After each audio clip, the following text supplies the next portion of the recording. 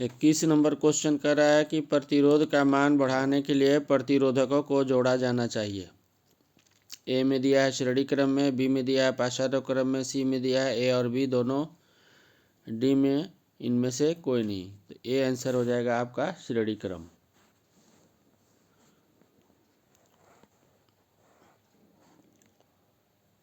बाईस में कह रहा है कि इलेक्ट्रिक हीटर की कुंडली बनाने में किस पदार्थ का प्रयोग किया जाता है। ए में दिया है लोहा, बी में दिया है चांदी, सी में दिया है नाइक्रोम, डी में दिया है तांबा। तो आपका आंसर हो जाएगा सी नाइक्रोम मिश्र धातु, क्योंकि उसका प्रतिरोध और गलनांक बहुत अधिक होता है।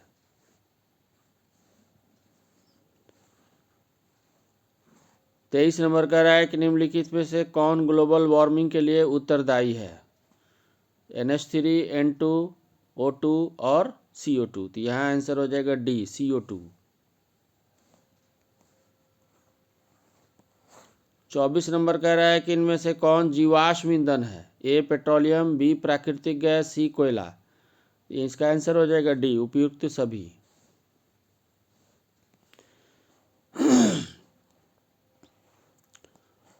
पच्चीस नंबर कह रहा है कि सूर्य तथा अन्य तारों द्वारा उत्सर्जित विशाल ऊर्जा का स्रोत।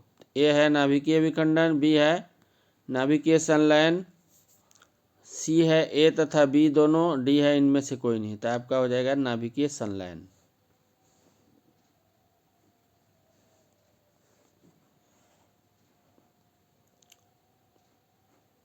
छब्बीस नंबर क्वेश्चन है कि टिहरी बांध निर्माण का उद्देश्य क्या था। तो ए है भूमि सिंचाई, बी है बिजली उत्पादन, सी है जल आपूर्ति और डी है इनमें से सभी। तो सभी कार्य के लिए ये यूज था, इसलिए डी आंसर हो जाएगा आपका। 27 नंबर कह रहा है कि खिलौने में किस सेल का उपयोग होता है। ए दिया है डैनियल सेल, बी दिया है सौर सेल, सी दिया है सूखा सेल, डी दिया है इनमें से कोई नहीं। तो खिलौना वलौना में देखिएगा ड्राई सेल यूज होता है, सूखा सेल, यानी आंसर हो जाएगा आपका सी।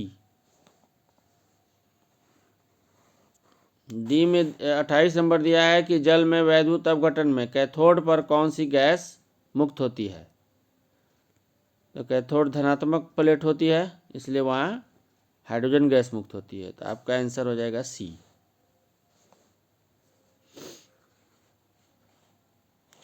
उनतीस नंबर कह रहा है कि नीचे दी गई संबंध में कौन सा कथन सत्य है। Zinc oxide plus carbon, arrow symbol दिया है जिंक प्लस कार्बन मोनोऑक्साइड। तो यहाँ पर ध्यान से देखिए कि कार्बन जो है में ऑक्सीजन का ऐड हो रहा है, तो कार्बन उपचयित हो रहा है यहाँ पर, ठीक है, क्योंकि तीन चीज़ दिया है कि ZNO उपचयित हो रहा है, तो उपचयित तो नहीं रहा है, उसका अपचयन हो रहा है।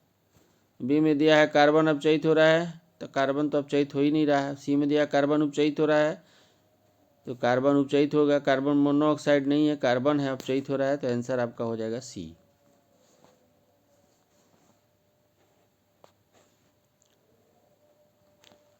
तीस नंबर का रहा है कि जस्ता तथा तनु हाइड्रोक्लोरिक अम्ल की अभिक्रिया के फलस्वरूप निम्न में से कौन सा गैस बनता है ना।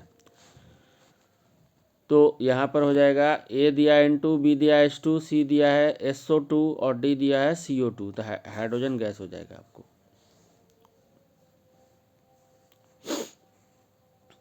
इकतीस नंबर का रहा है कि निम्नलिखित में कौन सा चूना जल को दूधिया कर देता है। ए दिया है कार्बन मोनोऑक्साइड, बी दिया है कार्बन डाइऑक्साइड, सी दिया है ऑक्सीजन, डी दिया है क्लोरीन। तो आपका आंसर हो जाएगा CO2, यानी बी आंसर हो जाएगा आपका। 32 नंबर का रहा है निम्नलिखित में से कौन बुझा हुआ चूना है, स्लैग्ड लाइम। तो ए दिया है कैल्शियम ऑक्साइड, बी दिया है कैल्शियम कार्बोनेट, सी दिया है कैल्शियम हाइड्रोक्साइड, डी दिया है कैल्शियम। तो आपका आंसर हो जाएगा सी।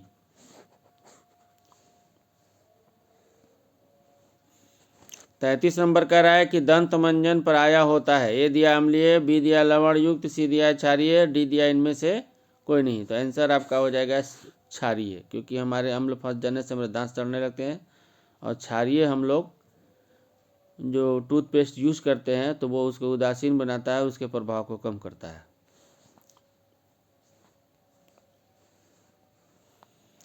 36 नंबर कह रहा है कि नींबू में कौन सा अम्ल होता है। तो ए दिया है सिट्रिक अम्ल, बी दिया है लैक्टिक अम्ल, सी दिया है एसिटिक अम्ल और डी दिया है फॉर्मिक अम्ल। तो आपका आंसर हो जाएगा ए साइट्रिक अम्ल, क्योंकि लैक्टिक अम्ल जो मिल्क से चीज़ों में पाया जाता है, एसिटिक अम्ल विनेगर यानी सिरका में पाया जाता है, फॉर्मिक अम्ल जो चूटी वगैरह है, बिच्छू मधुमक्खी वगैरह ये डंक मारती हैं तो उसमें पाया जाता है। 35 नंबर कह रहा है कि मिल्क ऑफ मैग्नीशिया का पीएच मान होता है।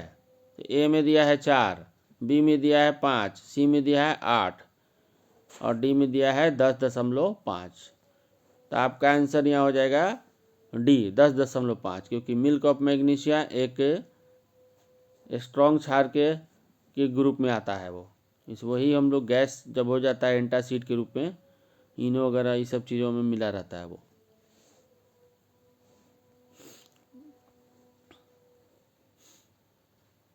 छत्तीस नंबर कह रहा है कि जस्ता का अयस्क है। ए बॉक्साइट, बी सोडियम क्लोराइड और सी दिया है सिनेबार और डी दिया है जिंक ब्लेंड। तो यहाँ जिंक और जस्ता सेम आ रहा है, तो आंसर आपका हो जाएगा डी। 37 नंबर कह रहा है धातु जो सिर्फ अम्ल राज में घुलता है वह है। अम्लाज अक्वारेजिया को कहते हैं, जो सोनार के दुकान पर आपको मिलता है, जिसमें 3 भाग हाइड्रोक्लोरिक एसिड होता है और 1 भाग नाइट्रिक एसिड HNO3 होता है। ये सबसे स्ट्रॉन्ग एसिड होता है और इसमें ये दो ही मेटल है जो इसमें घुल सकती है, एक है गोल्ड और एक है प्लेटिनम। तो प्लेटिनम का तो नाम नहीं दिया है, इसमें गोल्ड का नाम दिया गया है। जो AU है ये गोल्ड है ऑरम। तो आपका आंसर हो जाएगा सी। 38 नंबर कह रहा है कि निम्नलिखित में कौन आयनिक यौगिक नहीं है। ए दिया है CaCl2, बी दिया है CO2, बी दिया है KCl, 2 जगह बी लिख दिया है लेकिन ये सी है KCl और डी है HCN। तो आपका आंसर हो जाएगा बी। आपका आंसर बी हो जाएगा CO2। क्यों होगा कि दोनों अधातु है और दोनों अधातु जो दोनों अधातु रहेंगे तो वहाँ पर आपको सहसंयोजी आबंध यानी कोवालेंट बॉन्ड बनाते हैं। एक धातु और दूसरा अधातु रहेगा तभी हमारा आयनिक यौगिक बनता है।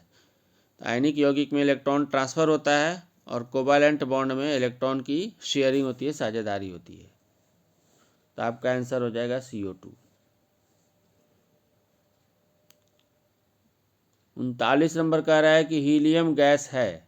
ए सक्रिय, बी अक्रिय, सी उदासीन और डी जो है इनमें से कोई नहीं। तो यहाँ पर क्या हो जाएगा, अक्रिय होगा, इनर्ट गैसेज में आता है हीलियम।